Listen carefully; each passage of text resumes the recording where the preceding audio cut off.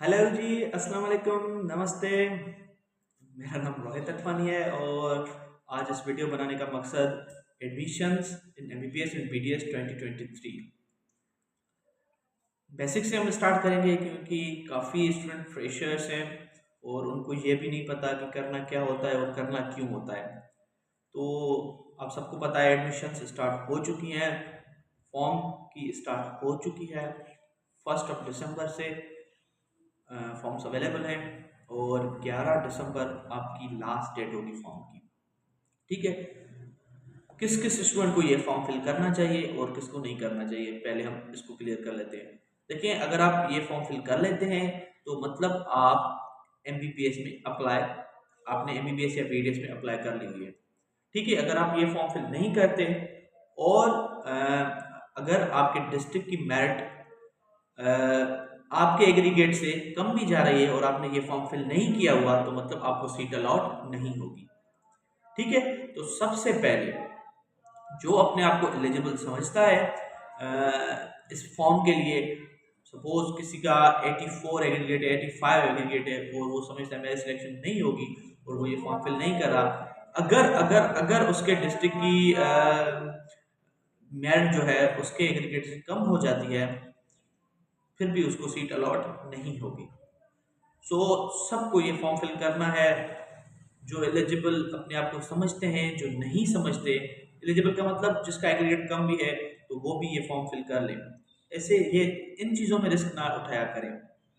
ठीक है, अगर आप ये फॉर्म फिल नहीं कर रहे मतलब आपने कहीं भी अप्लाई नहीं किया हुआ और आप एलिजिबल नहीं है एडमिशन में पब्लिक सेक्टर ऑफ सिंध में। ठीक है, ये क्लियर हो गई। और मैं ये बताना चलूँ, ये फॉर्म जो है सेल्फ के लिए नहीं है, ये सिर्फ मेरिट के लिए फॉर्म है। सेल्फ के फॉर्म अलग आते हैं, उसका प्रोसीजर अलग होता है, वो किसी और वीडियो में हम डिस्कस कर लेंगे। मैं इतना बता दूं सेल्फ वालों के लिए जो सेल्फ पर अप्लाई करना चाहते हैं कि सेल्फ के लिए आप जिस कॉलेज में अप्लाई करना चाहते हैं उसकी डिफरेंट कॉलेजेस की डिफरेंट फीस होती है। इस साल काफ़ी कॉलेजेस ने अपनी फीस भी इंक्रीज कर ली है, लाइक सीएमसी और जीएमसी। उसकी जो फी थी प्रीवियस ईयर 450 थी और इस साल से उन्होंने जो है 6,75,000 ऑलमोस्ट 7 लाख सेल्फ वालों की फीस कर दी है। ठीक है, अगर आप सीएमसी में अप्लाई करना चाहते हैं तो उसके लिए अलग पैसे होने चाहिए आपके पास, अलग से डीडी वगैरह बनती है। केएमसी में अप्लाई करना चाहते हैं उसकी 6.5 लाख के तकरीबन फीस है। पम्स में अप्लाई करना चाहते हैं उसकी भी सेम ही फीस है। तो आप जितनी कॉलेजेस में अप्लाई करोगे आपको उतने पैसे होने चाहिए अलग अलग, एक डीडी से सभी कॉलेज में अप्लाई नहीं होता। तो आप ऐसा माइंड सेट बना लें और कुछ ही दिनों में सेल्फ वालों के फॉर्म्स भी आ जाएंगे तो हम उसका प्रोसीजर देख लेंगे। ठीक है, तो सेल्फ के लिए ये वीडियो नहीं है। और हाँ, अगर जो सेल्फ पर अप्लाई करना चाहते हैं उसके लिए भी ये फॉर्म मैंडेटरी है। ऐसे ना समझ लें कि हम सिर्फ सेल्फ पे अप्लाई करेंगे। पब्लिक कॉलेज में आपको अगर जाना है, गवर्नमेंट कॉलेज में, तो आपको ये फॉर्म फिल जरूर करना है। इसके बगैर आप फॉर्म पब्लिक कॉलेज में नहीं जा सकते। ठीक है, कराची के एरिया वाले जो स्टूडेंट्स हैं वो टाउ यूनिवर्सिटी का ऑनलाइन फॉर्म फिल करेंगे। हैदराबाद में जो है और हैदराबाद के बदीन बदीन जो भी आ जाता है इसके अंडर, तो वो लम्स का फॉर्म फिल करेंगे ऑनलाइन। और जो सक्कर लाड़काना वाले हैं वो सब सीएमसी का फॉर्म फिल करेंगे। सीएमसी मतलब SMBBMU लाड़काना। अब करना क्या है, स्टार्ट से प्रोसीजर में बताता चलूँ, काफ़ी स्टूडेंट को कन्फ्यूजन होती है। मैंने हाईलाइट्स भी लिख लिए हैं, क्वेश्चंस लिख लिए हैं आप सभी के। तो पहले आपको ऑनलाइन फॉर्म फिल करना है, उस पर आप रजिस्टर करेंगे अपने आप को, फिर लॉगिन करेंगे। ठीक है, ये जैसे आपने प्रीवियस टाइम पीएमडीसी का किया था वैसे ही आप ये फॉर्म सारा फिल करेंगे। ठीक है, जिसको सिर्फ एमबीबीएस में अप्लाई करना है वो सिर्फ एमबीबीएस वाला फॉर्म फिल करेगा ऑनलाइन, जिसको बीडीएस में अप्लाई करना है वो सिर्फ बीडीएस वाला फॉर्म फिल करेगा, और जिसको दोनों में तो उसमें ऑप्शन है एमबीबीएस एंड बीडीएस। ठीक है, क्लियर हो गया। ऑनलाइन फॉर्म में जो ध्यान से फिल करना है, कोई भी मिस्टेक नहीं करनी। हर साल ऐसा होता है कि मुझे स्टूडेंट के मैसेज रिसीव होते हैं, भाई ऑनलाइन फॉर्म में ये मिस्टेक हो गई है, अब मैं क्या करूँ। और अगर न्यू आईडी बनाता हूँ तो उसमें सीएनएसी ऑलरेडी एग्जिस्ट आ जाता है। तो इतनी हड़बड़ाई ना किया करें, आराम आराम से फॉर्म फिल कर लिया करें। और फॉर्म आप सबमिट ना किया करें किसी सीनियर से कंफर्म करवा के, किसी कजन से कंफर्म करवा के कि भाई एक दफ़ा आप भी देख लो कि मुझसे कहीं सीएनएसी में, कहीं फादर्स नेम में और किसी जगह में गलती तो नहीं हो गई। ये बेस्ट तरीका होता है किसी सीनियर से आप एक मरतबा चेक करवा लिया करें अपना फॉर्म। ठीक है, ऑनलाइन फॉर्म आपने फिल कर लिया, उसके बाद क्या करना है, आपके पास एमबीबीएस एंड बीडीएस का फॉर्म मौजूद है, आप किसी भी वेबसाइट से डाउनलोड कर सकते हैं, डाउ की वेबसाइट से, लम्स और इस एसएमबीबीओ की वेबसाइट से भी डाउनलोड कर सकते हैं। उसको क्या करना है, एमबीबीएस में जो अप्लाई करना चाहता है वो अलग फॉर्म फिल है, अलग फॉर्म अवेलेबल है, जो बीडीएस में फॉर्म फिल करना चाहता है उसका फॉर्म अलग मौजूद है। ठीक है, जिसको सिर्फ एमबीबीएस में अप्लाई करना है वो सिर्फ एमबीबीएस का फॉर्म का प्रिंट आउट निकलवाएगा और वो सारा फिल करके उसको फोटो कॉपी करके उसके 2 सेट्स बनाने हैं। जो बीडीएस का बनाएगा, जिसको बीडीएस में अप्लाई करना है तो वो जिसको सिर्फ बीडीएस में अप्लाई करना है तो वो बीडीएस का फॉर्म डाउनलोड करके उसको कॉपी करवा के डबल में 2 सेट्स बनाकर उसको रखेगा। जिसको एमबीबीएस और बीडीएस में दोनों में अप्लाई करना है उसको एमबीबीएस के 2 सेट्स बनाने हैं और बीडीएस के फॉर्म के भी 2 सेट्स बनाने हैं। ठीक है, हर एक सेट के साथ आपके सारे डॉक्यूमेंट्स जो आपकी लिस्ट में मौजूद हैं और जिस सीरीज में मौजूद हैं उसी सीरीज में लगाने हैं। ठीक है, ये भी क्लियर हो गया। फोटोज, हर एक फॉर्म में आपको रिसेंट फोटो देना है और 4 फोटोज आपको टच करने हैं एक सेट के साथ। ठीक है, मतलब टोटल आपके 20 फोटोज लगेंगे इस सारे, अगर आप एमबीबीएस और बीडीएस दोनों में अप्लाई करना चाहते हैं। और ऑनलाइन फॉर्म जो आपने फिल किया हुआ है लास्ट में उसका पीडीएफ डाउनलोड करके और एक एक कॉपी एमबीबीएस वाले के साथ एमबीबीएस वाले फॉर्म की कॉपी, ऑनलाइन फॉर्म की कॉपी और बीडीएस वाले के साथ बीडीएस वाले ऑनलाइन फॉर्म की कॉपी आप लगाएंगे। सभी सेट्स बना सेट मतलब अगर आप एमबीबीएस और बीडीएस में दोनों में अप्लाई कर रहे हैं तो 4 सेट्स बनेंगे। क्लियर हो गई ये भी बात। अच्छा, कॉलेज प्रायोरिटी, क्या सभी कॉलेजेस के अलग फॉर्म आते हैं या एक ही में सभी का काम हो जाता है? देखिए, कुछ कॉलेजेस ऐसी होती हैं, स्पेशली जो रेसिप्रोकल सीट्स होती हैं आपकी, लाइक सक्खर वालों के लिए डाउ और जिना, उसका फॉर्म अलग आएगा। एजेके में हमारी रेसिप्रोकल सीट्स हैं उसका फॉर्म अलग, और जो हमारी एफएमडीसी वगैरह में उसका फॉर्म भी अलग आया था, आपने फिल किया नहीं किया मुझे पता नहीं। ठीक है, जो रेसिप्रोकल सीट्स होती हैं उसके फॉर्म सेपरेट आते हैं, वो भी आपको फिल करने पड़ेंगे। गेम्स के फॉर्म किस ईयर अलग आते हैं और कभी अलग नहीं भी आते, इसके साथ ही कंबाइन हो जाता है। सेल्फ वाला फॉर्म गेम्स अलग देती है, केएमसी अलग देती है और हमारी जीएमसी सीएमसी के अलग होते हैं, पंप्स के अलग होते हैं। ठीक है, ये भी क्लियर हो गई बात। अच्छा, उसमें मार्क्स कैसे लिखनी है ये भी इशू है। मुझे मैसेज आया कि ग्रेस मार्क्स कट करनी है कि ग्रेस मार्क्स नहीं कट करनी।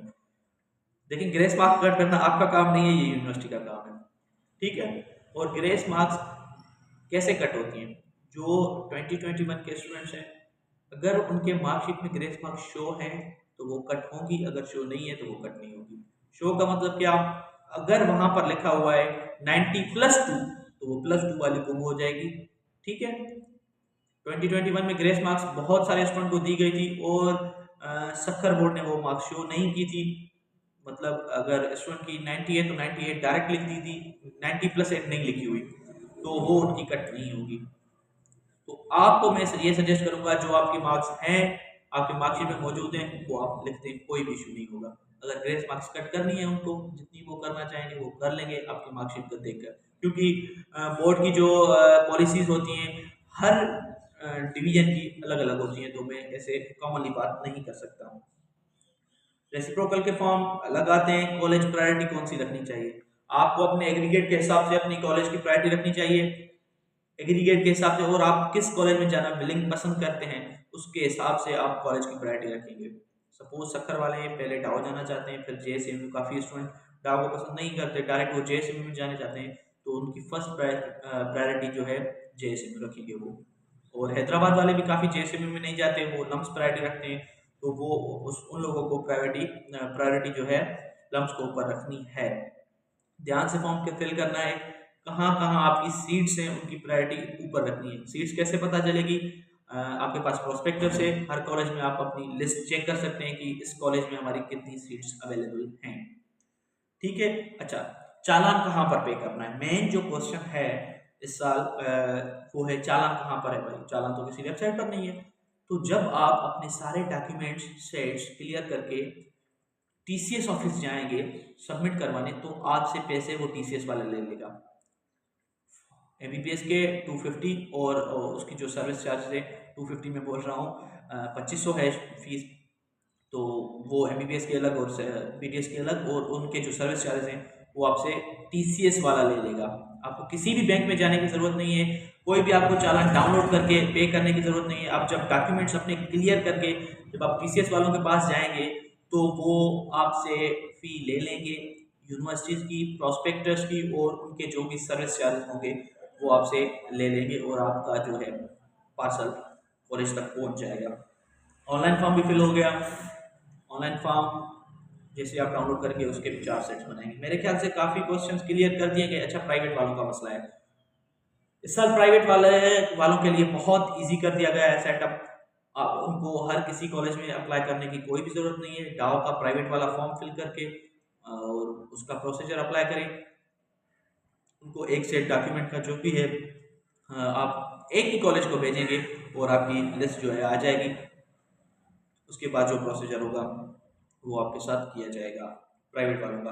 अच्छा, प्राइवेट वालों के लिए ये फॉर्म मैंडेटरी नहीं है। जो सिर्फ प्राइवेट में अप्लाई करना चाहता है, जिसका एग्रीगेट 78 है, 80 है, 81 है, अगर वो सोच रहा है कि मेरा यहाँ पर तो होगा नहीं, बिलावजह 5,000 क्यों वेस्ट करूँ, तो वो सिर्फ प्राइवेट कॉलेज में अप्लाई कर सकता है। ये फॉर्म जो है सिर्फ और सिर्फ पब्लिक सीट्स के लिए।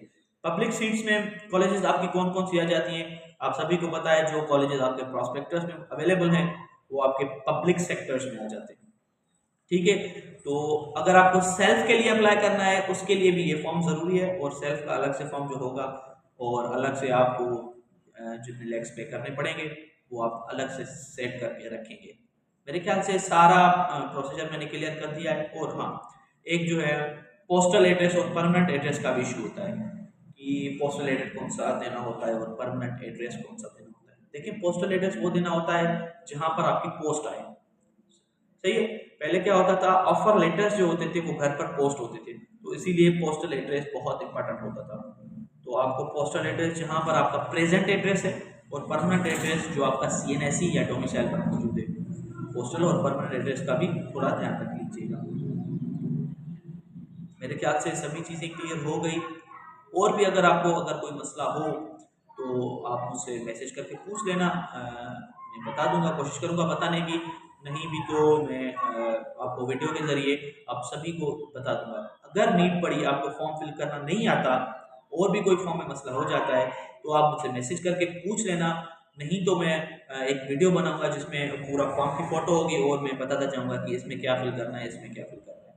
अगर वो आपको फिल करना नहीं आता तो मुझे आप मैसेज करेंगे, फिर हम उस पर एक अलग से वीडियो बनाएंगे। मेरे ख्याल से सारा प्रोसीजर मैंने इन शॉर्ट बता दिया कि आपको करना क्या है।